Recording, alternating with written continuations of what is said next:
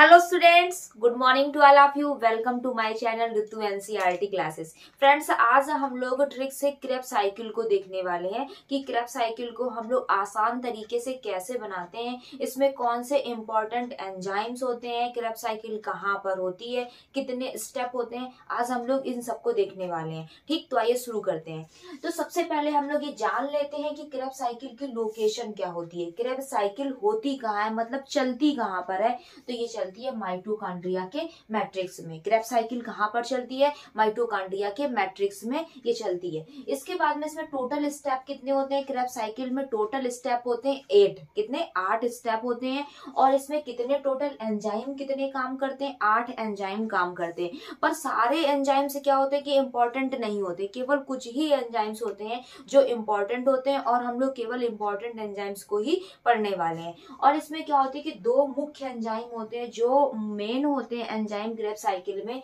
वो कितने होते हैं? 2 होते हैं। उस एंजाइम का नाम क्या है? रेट सिंथेज, और एक कौन सा होता है? डिहाइड्रोजिनेज, सक्सूजिनेज। कौन से 2? और इसको डिस्कवर किसने किया था? क्रेब साइकिल को डिस्कवर किया था हैंस क्रेब ने। इसी के कारण इसको क्या बोलते हैं? क्रेब साइकिल बोलते हैं। इसके बाद में इसके जो उपनाम होते हैं, उपनाम का मतलब है कि क्रेब साइकिल को और क्या क्या बोल सकते हैं। क्रेब साइकिल को हम लोग बोल सकते हैं ट्राई कार्बोक्सिलिक एसिड साइकिल, या TCA बोल सकते हैं, या सिट्रिक एसिड साइकिल, या CAC बोल सकते हैं। ठीक, ट्रिक है इसको लर्न करने की। वो ट्रिक क्या है? सबसे पहले हम यहाँ पर लिखेंगे कैन। क्या लिखेंगे? कैन। यहाँ पर लिखेंगे इंटेलिजेंट। क्या लिखेंगे? Can intelligent Om. Can intelligent Om Karan. Can intelligent Om Karan solve sum. क्या लिखेंगे? Can intelligent Om Karan solve sum. Solve sum. और यहाँ पे फॉरिजन। क्या लिखेंगे? फॉरिजन। यहाँ पर mafia operation. Foreign mafia operation. हमारे स्टेप कितने थे? हमारे स्टेप थे 8। कितने स्टेप है? 8 स्टेप है। तो ये कितने होने चाहिए? 9 होने चाहिए। 1 2 3 4 5 6 7 8 9। 9 हो गए। कौन हो गए? कैन। ये हमारे फर्स्ट नंबर पर रहेगा। फर्स्ट नंबर पे कौन रहेगा? कैन रहेगा। फिर इसके बाद में यहाँ पर इंटेलिजेंट होगा। Can intelligent Om Karan solve sum foreign mafia operation. ठीक, तो ये हमारी क्या है? ट्रिक है। अब इसी से हम क्या है कि इनके नेम लिखते हैं। यहाँ पर कौन से एसिड बनते हैं उनका नेम लिखेंगे। सबसे पहले हम लोग नेम लिखेंगे। तो हम क्या करेंगे? इसको ऐसे बना देंगे। यहाँ पर ये ऐसे, और ये ऐसे, और ये ऐसे। इसको यहाँ पर हमने ऐसे बना दिया। अब यहाँ पर ओम से मतलब क्या होगा? ओम से मतलब होगा, यहाँ पर बनेगा ऑक्सैलो सक्सूनिक एसिड। क्या बनेगा? Oxalo succinic, oxalo succinic acid. ठीक, क्या बनेगा?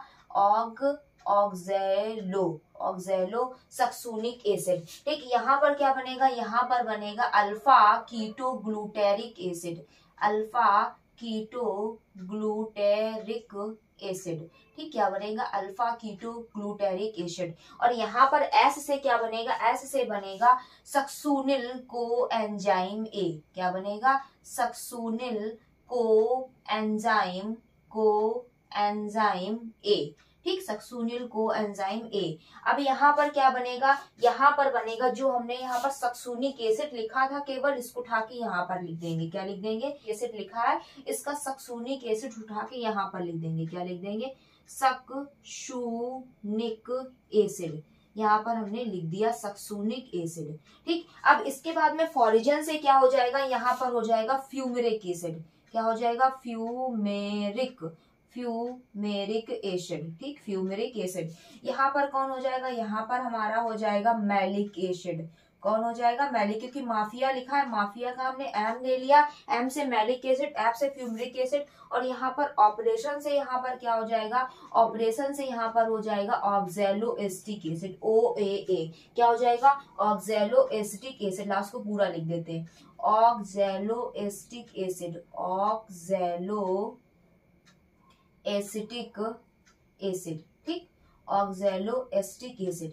अब यहाँ पर ये स्कैन का मतलब क्या हो जाएगा? यहाँ पर हो जाएगा सिट्रिक एसिड। क्या हो जाएगा? Citric acid. ये क्या लिखा? C से क्या हो गया हमारा? Citric acid. और यहाँ पर क्या हो जाएगा? यहाँ पर हो जाएगा आइसोसिट्रिक एसिड। क्या हो जाएगा? Isocitric acid, isocitric acid. ठीक, ये लिख गया। अब ये सारे क्या लिख गए, नाम लिख गए। तो देखो सबसे पहला कौन सा होता है, पहला हमारा कैन से क्या बनेगा, सिट्रिक एसिड बनेगा, आई से क्या बनेगा, आइसोसिट्रिक एसिड बनेगा, ओ से क्या बनेगा, ऑक्सैलोसक्सूनिक एसिड बनेगा, और के से क्या बनेगा, अल्फा कीटो ग्लूटेरिक एसिड बनेगा, एस से क्या बनेगा, सक्सूनिल कोएंजाइम ए बनेगा, और यहाँ पर एस से क्या बनेगा, सक्सूनिक एसिड बनेगा, एफ से फ्यूमरिक एसिड बनेगा, एम से मैलिक एसिड बनेगा, ओ से क्या बनेगा, ऑक्सैलिक एसिड बनेगा, ऑक्सैलो एस्टिक एसिड बनेगा, और सी से क्या बनेगा, सिट्रिक एसिड। अब क्या करेंगे, अब हमने यहाँ पर नाम लिख लिए, अब हम लोग यहाँ पर एंजाइम के नाम लिखेंगे, कहाँ पर कौन सा एंजाइम काम कर रहा है और कहाँ पर क्या क्या बनता है, इसको देखेंगे। तो यहाँ पर सबसे पहले क्या होगा कि यहाँ पर हो जाएगा ऑक्सीडेशन। यहाँ पर क्या होगा, जो हमारा आइसोसिट्रिक एसिड से जब ऑक्सैलोसक्सूनिक एसिड बनता है तो इसके बीच में जो क्रिया होती है उसको क्या बोलते हैं, ऑक्सीडेशन। यहाँ पर क्या होता है, यहाँ पर होता है ऑक्सीडेशन। यहाँ पर क्या होगा, ऑक्सीडेशन होगा, जहां पर NAD+, क्या, जहां पर NAD+ जो है वो किस में चेंज हो जाएगा, NADH में चेंज हो जाएगा। किस में चेंज हो जाएगा, NADH में चेंज हो जाएगा। अब यहाँ पर क्या होगा, यहाँ पर हमारी CO2 निकलेगी, तो इसको क्या बोलते हैं, इसको बोलेंगे डी कार्बोक्सिलेशन। क्या बोलेंगे, डी कार्बोक्सिलेशन, डी कार्बोक्सिलेशन। यहाँ पर क्या हो रही है, CO2 निकल रही है। अब इसके बाद में यहाँ पर क्या है, अल्फा कीटो ग्लूटेरिक एसिड है, तो इसके बीच में क्या होगा, यहाँ पर भी CO2 निकलेगी और यहाँ पर क्या निकलेगा, NADH निकलेगा। CO2 भी निकलेगा और NADH निकलेगा। तो याद करने के लिए यहाँ से जो NADH है तो वो सेम ऐसे यहाँ पे भी लिख देंगे, CO2 यहाँ पर भी है तो सेम ऐसे CO2 यहाँ पर भी लिख देंगे। अब यहाँ पर क्या होगा, यहाँ पर हमारा रीजनरेशन की क्रिया होगी। कौन सी होगी, रीजनरेशन। ठीक, रीजनरेशन की क्रिया होगी, जहां पर GDP, जो GDP होगी वो किसमें चेंज होगी, GTP में चेंज होगी। क्या, जो GDP होगी वो किसमें चेंज होगी, GTP में चेंज होगी। ठीक, फिर इसके बाद में यहाँ पर क्या होता है, यहाँ पर जो होता है वो FAD, यहाँ पर हमारा एक एंजाइम काम करेगा। कौन सा एंजाइम काम करेगा, हमारा ये वाला, कौन सा, यहाँ पर कौन सा एंजाइम काम करेगा, डिहाइड्रोजिनेज सक्सूनेज। क्या, डिहाइड्रोजिनेज सक्सूनेज एंजाइम यहाँ पर क्या करेगा, काम करेगा, और FADH से, क्या, FADH से FADH2 का फॉर्मेशन होगा। FADH से क्या बनेगा, FADH2 का फॉर्मेशन होगा यहाँ पर। ठीक, अब क्या होगा, यहाँ पर हमारा H2O आएगा, जिसमें जो हमारा फ्यूमरिक एसिड होगा उसमें H2O मिलेगा, फिर उससे क्या बन जाएगा, मैलिक एसिड बन जाएगा। यहाँ पर H2O से मिला, किससे, फ्यूमरिक एसिड से यहाँ पर, और यहाँ पर क्या बन गया, हमारा मैलिक एसिड बन गया। ठीक, अब इसके बाद में यहाँ पर क्या होगा, यहाँ पर जब मैलिक एसिड बन गया, मैलिक एसिड के बाद में यहाँ पर भी ऑक्सीडेशन की क्रिया होगी, जहां पर NAD+ से क्या बनेगा, NADH बनेगा। यहाँ पर भी क्या होगी, ऑक्सीडेशन की क्रिया होगी, और NAD+ से क्या बनेगा, NADH बनेगा। ठीक, इसके बाद में यहाँ पर क्या होगा कि यहाँ पर हमारा 2 कार्बन वाला कौन आएगा, एसिटिल कोएंजाइम आएगा। एसिटिल कोएंजाइम ए, जो होगा कितने कार्बन वाला, 2 कार्बन वाला, वो यहाँ पर आएगा, और यहाँ पर 4 कार्बन वाला जो हमारा ऑक्सैलो एस्टिक एसिड है, इससे मिलकर क्या हो जाएगा, सिट्रिक एसिड का निर्माण हो जाएगा। और यहाँ पर एंजाइम कौन सा काम करेगा, यहाँ पर एंजाइम काम करेगा सिट्रेट सिंथेटेज। क्या काम करेगा, सिट्रेट सिंथेज एंजाइम यहाँ पर काम करेगा।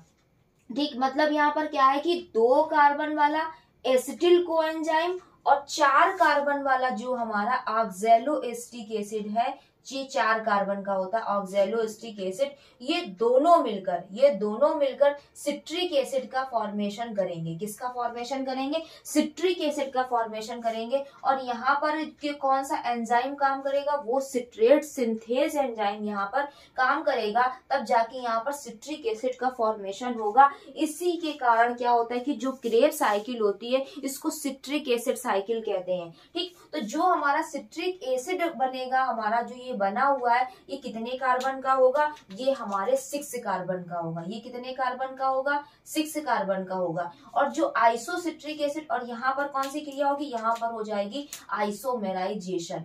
यहाँ पर क्या होगा, यहाँ पर हो जाएगा आइसोमेराइजेशन। क्या हो जाएगा, आइसोमेराइजेशन हो जाएगा, जिससे ये आइसोसिट्रिक में चेंज हो जाएगा। किस में चेंज हो जाएगा, आइसोसिट्रिक में। तो जो हमारा सिट्रिक एसिड होगा, जो सिट्रिक एसिड होगा वो 6 कार्बन वाला होगा, और जो आइसोसिट्रिक एसिड होगा ये भी 6 कार्बन वाला होगा, और जो ऑक्सैलोसक्सूनिक एसिड बनेगा ये भी क्या हो जाएगा, हमारा 6 कार्बन वाला होगा। ये भी 6 कार्बन वाला होगा। अब यहाँ से एक कार्बन डाइऑक्साइड निकल जाएगी, तो जो अल्फा कीटोग्लूटारिक एसिड होगा ये कितने कार्बन वाला होगा, 5 कार्बन वाला होगा। और जो सक्सूनिक एसिड कोएंजाइम होता है ये भी 5 कार्बन वाला होगा, ये भी 5 कार्बन वाला होगा। और जो फॉरिजन वाला है, जो फ्यूमेरिक एसिड है ये भी 5 कार्बन वाला होगा। कौन सा होगा, 5 कार्बन वाला। मैलिक एसिड है ये भी कितने कार्बन वाला, 5 कार्बन वाला होगा। और इसके बाद में यहाँ पर कौन आता है, ऑक्सैलोएसिटिक एसिड, ये 4 कार्बन वाला होता है। कितने कार्बन वाला होता है, 4 कार्बन वाला होता है। ठीक इस प्रकार हमारी क्या है कि पूरी की पूरी जो हमारी क्रेब्स साइकिल है वो बनके रेडी हो गई। अब हमें देखना है कि क्रेब्स साइकिल में कितने एटीपी बनते हैं। क्रेब्स साइकिल में कितने एटीपी बनते हैं तो हम देखेंगे। सबसे पहले यहाँ पर सीधे कोई एटीपी हमें नहीं प्राप्त होता है, हमको सीधा कुछ एटीपी नहीं मिलता, सीधे नहीं मिलता है। तो हम क्या करेंगे, सबसे पहले यहाँ पर NADH देख लेंगे। कितने बन रहे हैं, 3 NADH बन रहे हैं। देख ले कहाँ पर, 1 और यहाँ पर 2 और यहाँ पर 3 NADH यहाँ पर बन रहे हैं। तो 1 NADH बराबर क्या होता है, 1 NADH बराबर होता है कितने एटीपी, 3 एटीपी। 1 NADH बराबर होता है 3 एटीपी। 1 NADH बराबर कितने एटीपी, 3 एटीपी। जब यहाँ पर 3 NADH है तो यहाँ पर कितने बन जाएंगे, 9 एटीपी बन जाएंगे। कितने बन जाएंगे, 9, क्योंकि 3 6 और 3 कितने हो जाएंगे, 9, क्योंकि 1 NADH बराबर 3 एटीपी, तो 3 NADH बराबर 9 एटीपी, ये बन गए। अब इसके बाद में हमारा ये बन रहा है GTP। तो 1 GTP बन रहा है ना, 1 GTP बराबर क्या हो जाएगा, 1 ATP। ठीक, 1 GTP बराबर क्या हो जाएगी, 1 ATP। तो यहाँ पे 9 और 10 हो गए। अब इसके बाद में यहाँ पर क्या बन रहा है, FADH2 बन रहा है, इसको भी लिख लो, 1 FADH2 बन रहा है, 1 बन रहा है ना। तो एक जो FADH2 बराबर क्या होता है, FADH2 बराबर होता है 2 ATP। एक FADH2 बराबर कितना होता है, 2 ATP। कितनी एटीपी, 2 ATP। तो यहाँ पर एक FADH2 है तो यहाँ पर हमने क्या लिख दी, 2 ATP लिख दी। ठीक, 2 ATP यहाँ पर लिख गई। अब इसके बाद में और कहीं कुछ बन रहा है और यहाँ पर कहीं कुछ नहीं बन रहा है, बस यहाँ पर NADH बन रहा था, GTP बन रहा था, FADH2 बन रहा था, सारा का सारा हमने लिख लिया। अब हम इसको क्या करेंगे कि पूरा का पूरा जोड़ेंगे। तो यहाँ पर 9 और 2 कितना हो जाएगा, 9 और 2 हो जाएगा 11, 11 और 1 कितना हो जाएगा, 12। कितनी बन गई, 12 ATP हमारी आई टोटल ATP कितनी आई, 12 आई। अब जो हमारी क्रेब्स साइकिल होती है वो कितनी क्रेब्स साइकिल चलती हैं, वो 2 क्रेब्स साइकिल चलती हैं। हमारी क्रेब्स साइकिल कितनी चलती हैं, 2 चलती हैं। तो यहाँ पर हम क्या करेंगे कि 12 ATP में इसमें हम 2 का मल्टीप्लाई कर देंगे, तो यहाँ पर जो 24 ATP हमें मिल जाएगी। ठीक, वैसे टोटल ATP कितनी होती है, 12 ATP मिलती है। ठीक, आई होप आप लोगों को ये समझ में आया होगा, लर्न भी हो गया होगा। अगर आप लोगों को हमारा वीडियो अच्छा लगा है तो हमारे चैनल को लाइक और सब्सक्राइब करिएगा, और कोई भी डाउट रहता है तो आप लोग कमेंट जरूर करिएगा। Thank you.